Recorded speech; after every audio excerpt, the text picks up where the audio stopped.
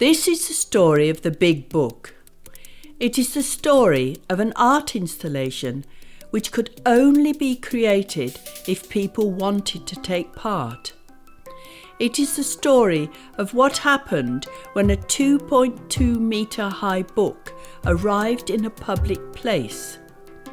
Anyone passing by could write in it in their own handwriting and without any editing.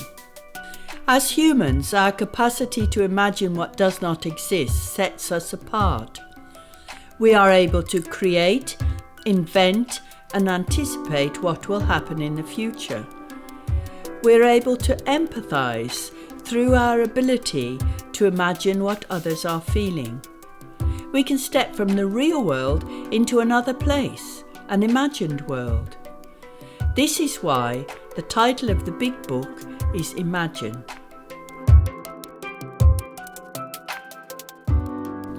We are unique among animals in that we have written language. With imagination and language, we can ask questions and share new ideas. The Big Book contains 91 languages. With imagination and language, we can ask questions and share new ideas. I always asked people to write in their mother tongue or their preferred language. Freedom of communication is central to the work. Everyone passing by was asked to take part. The book was not edited. The pens used are permanent and the pages are canvas.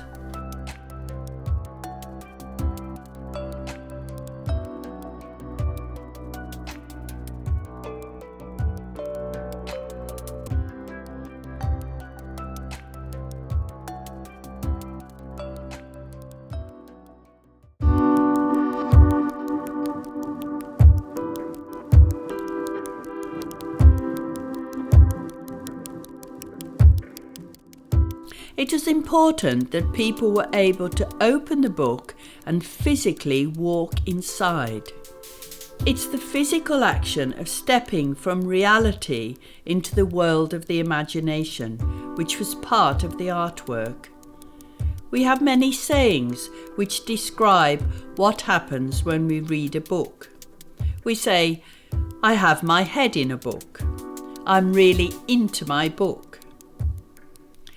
It had to be strong and able to withstand opening and closing, yet at the same time it had to look like a book. It was important that the sculpture of the Big Book was realistic and impressive. I wanted the book to be symbolic of the huge accumulation of human knowledge.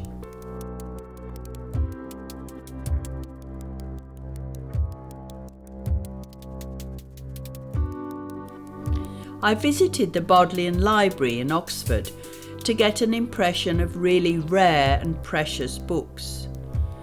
A brown book seemed to be the answer, and after experimenting with different materials, I chose leather with the lettering in gold. It took about 3 months to make, and then it was ready for the first appearance.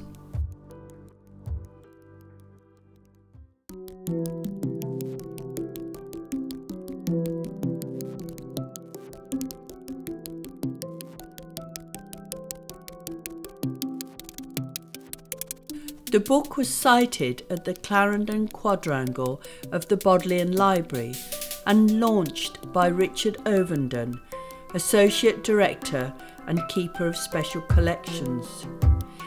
In just 4 days, over 1,200 people from around the world wrote on the canvas pages in 54 languages. It was the openness of people to talk to me that was so exciting. Groups of Japanese tourists all coming together, visitors from Ghana, children, people from all walks of life.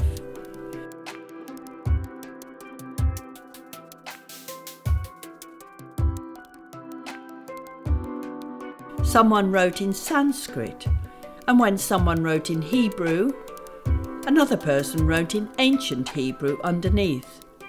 Although I knew that there would be many languages, I hadn't realised quite how many. As people wrote, I asked for translations into English if that was possible, but if not, I copied the text and just asked people to name their language.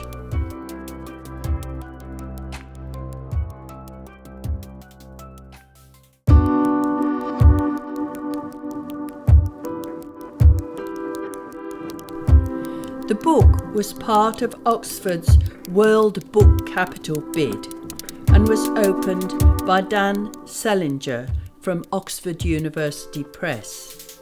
I particularly wanted to involve children to encourage them to believe that imagination is important and that imagination is the key to human development. They arrived with their ideas written on paper and patiently waited to write them in the book. I loved the free flow of ideas that come from children. Imagine having a button on your house that you could press and the roof would open. Imagine a horse that can fly so that we don't have traffic.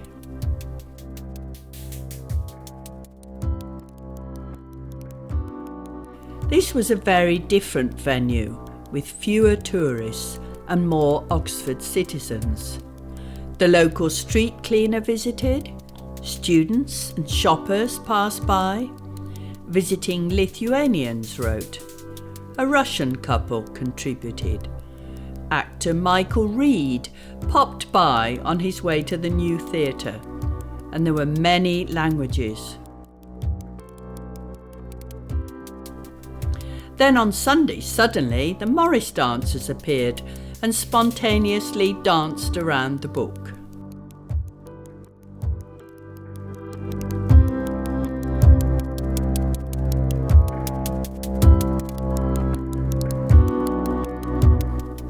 The Big Book was invited to be part of Events Day, organised for the exhibition Evolving English, One Language, Many Voices.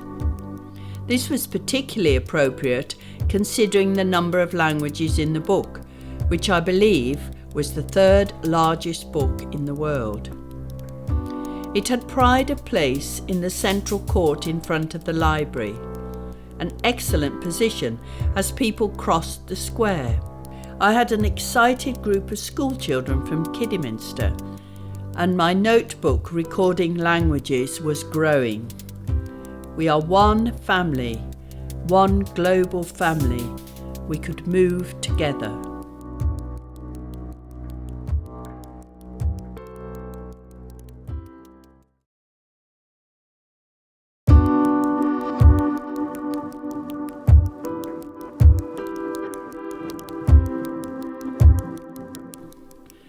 The university library realised the possibilities and advertised the Big Book as a separate public event on the forecourt in front of the library. We arranged a special meeting with the schools present. As always, the children were thoughtful and imaginative. It was interesting to have people passing who'd been working in the library, so there were many students. One young man wrote in Farsi, "I would like to imagine that I am a Cambridge University student so that I can visit the library because they didn't let me in." A Czech mathematician wrote about the importance of imaginary numbers. All ages and all nationalities visited. A small boy came especially with his book so that he could read it inside the Big Book. At the end of the week, a group of visiting professors from China took part, then a group of academics. One of them wrote in Zulu, "Imagine a world where you are judged by how you look."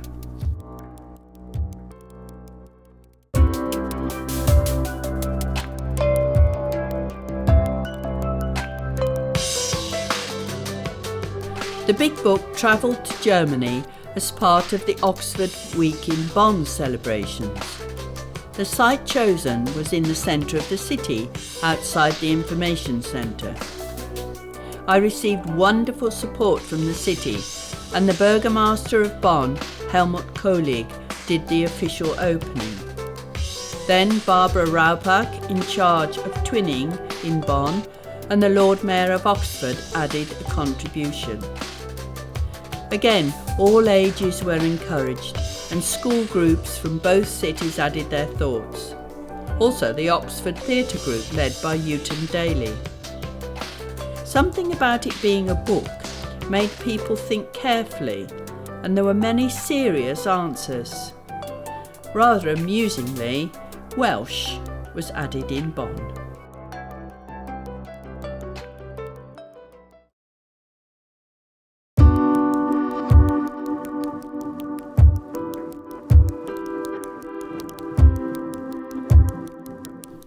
My studio in Oxford was open for Artweeks, so I decided to install the book. Dancer Emma Romano led a workshop at St Mary and John Primary School, and a small group of children performed their dance at the opening. Afterwards, they were encouraged to imagine. This was the first time that I'd installed the book indoors, so I was able to display some of the pages for people to read. East Oxford is a very multicultural area of Oxford, so we got many people who spoke 2 or 3 languages.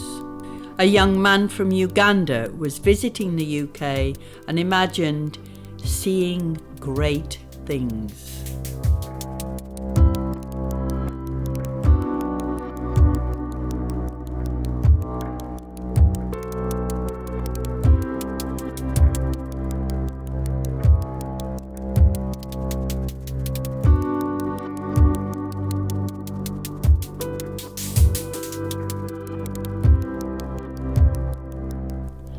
Time to take the book on its travels again. This time I was invited to bring the book to the Humboldt University Library in Berlin. Emma Romano performed an opening dance with music. Herr Degwitz gave a speech about the importance of books. We were there for a week with good weather every day. There was a wonderful mix of visitors, and again the German people were very thoughtful about what they wrote. From the cradle to the grave seek knowledge. Powerful is he who is wise, and happiness from wisdom will arise. I was interviewed on local cultural radio. I talked to a young man brought up in East Berlin who was visiting the library every day. But every day he said that he hadn't decided what to write. On the last day he wrote, "We must be more spontaneous." In Berlin, 30 languages were written in the book, including English and German, and 7 more languages that had not been used before.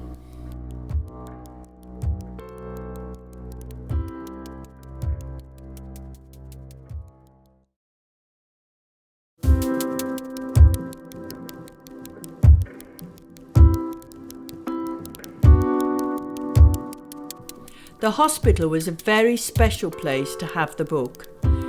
Patients, visitors, doctors and nurses, hospital workers, young people and people from all backgrounds took part.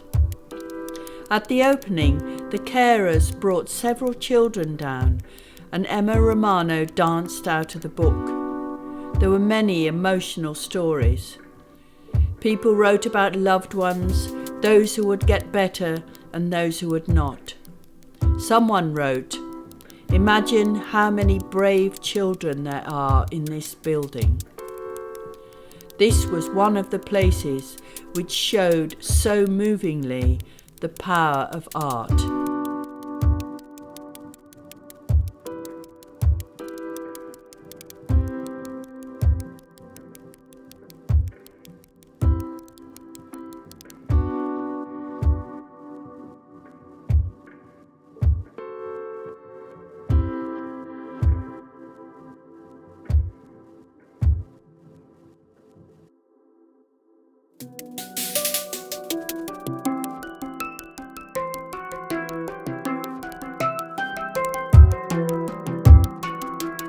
In Grenoble, the Big Book was part of the festival Le Printemps du Livre de Grenoble. It was placed in Le Jardin de Ville and opened by Bernard Beteau, Director of European Relations, and Marie-Christine Simeon, President Alliance Grenoble-Oxford. There was a talk about Lewis Carroll as part of the festival, so at the opening, Paul Medley played the saxophone and I emerged from the book as a white rabbit from Alice in Wonderland. I was kept very busy with people queuing to write in the book. There were many languages, people having fun, and children wanting to write. New languages in Grenoble were Serb, Vietnamese, Egyptian, and Creole. Written in Hindi, the one who loses but still wins hearts is the true winner. And in Arabic, this is a book of dreams.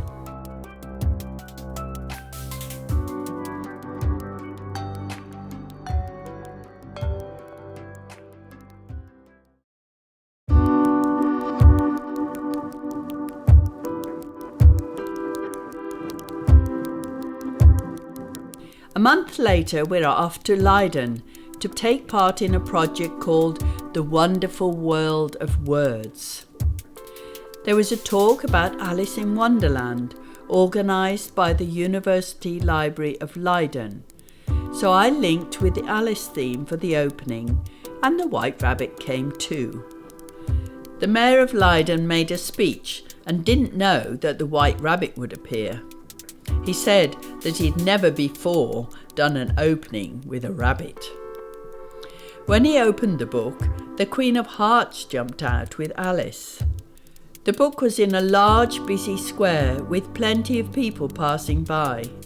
We had some school groups, many people taking part and having fun, plus a man who speaks 7 languages.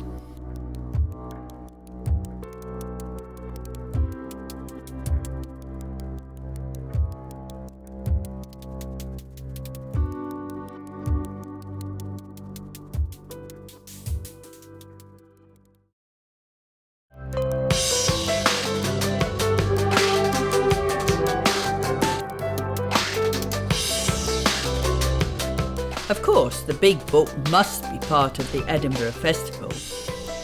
I arranged for it to be sited in Grassmarket, beneath Edinburgh Castle. I was there for a week and collected 22 languages and about 500 contributions. Someone wrote a song and a dancer performed around the book. A street cleaner, a policeman, a traffic warden, several poets and authors, a storyteller, many strange characters, and many children were among the contributors.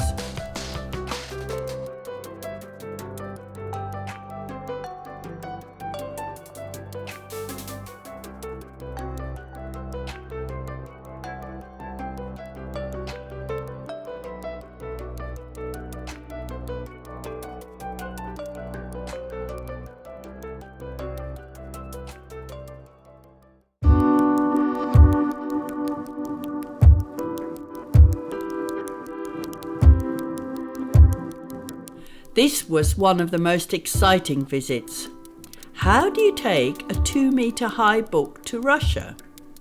As a projection.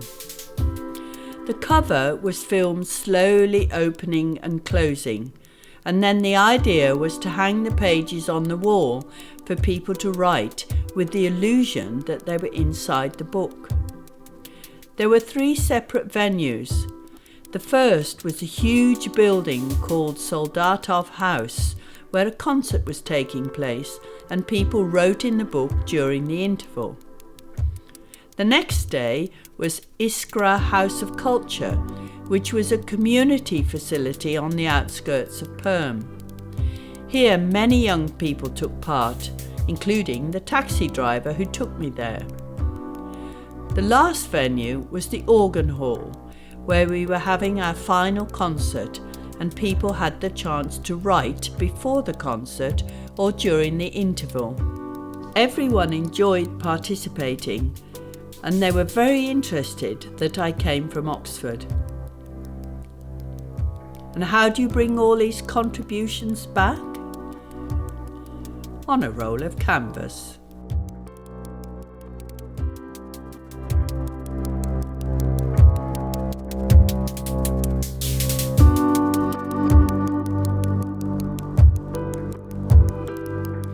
The big book was situated in Imperial Square at the centre of the festival, with people passing by to various venues.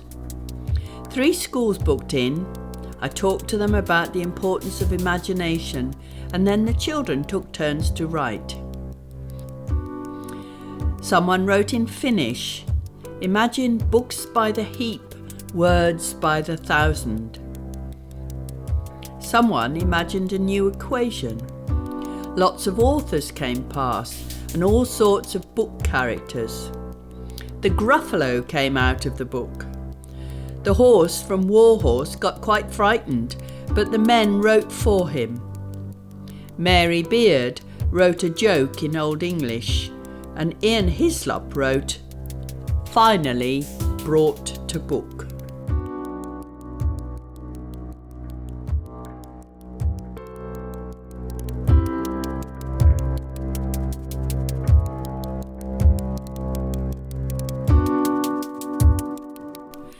So finally, the big book returns to Oxford, and the last pages celebrate the twinning between Oxford and Grenoble, with the theme Tales of Two Cities, opened symbolically together by the Mayor of Oxford and the Mayor of Grenoble.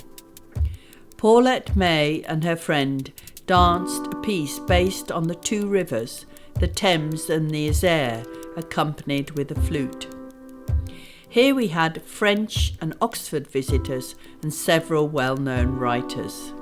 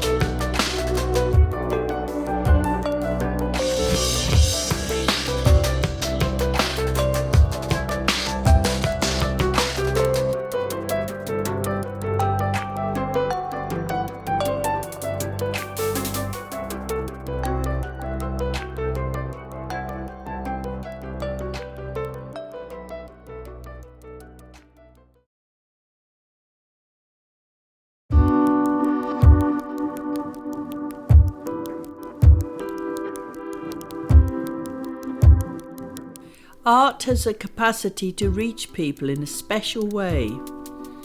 The presence of the big book helped people share their experiences, which perhaps they would not otherwise do. Often these were tragic stories that needed to be told, and writing them down in this anonymous but very public way made them important and left them there for others to read.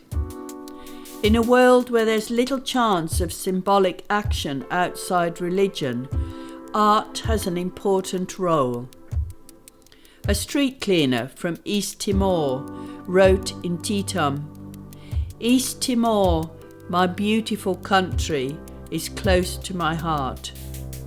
And then he told me that he would never be able to go home. A disabled man wrote, "Imagine being able to walk." A child who had lost her father wrote, "I love my dad's blue eyes and I'd love to see them in heaven."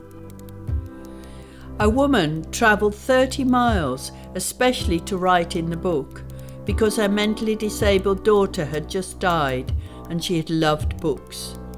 The woman wrote, "For the sake of my daughter, I must not fall into the depths of despair." In Leiden, a man wrote a very moving haiku poem about his daughter who he had found dead in her cot at 8 months old. There were many tears shed, but also many hugs shared, for there were also stories of hope, ambition, and positive thinking. A young woman wrote that she was in love with a woman she worked with, but had never told anyone she was gay before. At the hospital when Emma danced, a boy in a wheelchair held an imaginary book in his hands for the whole performance, and then said that what I most want to do is to dance. Here, many people wanted to thank those who had saved their loved ones.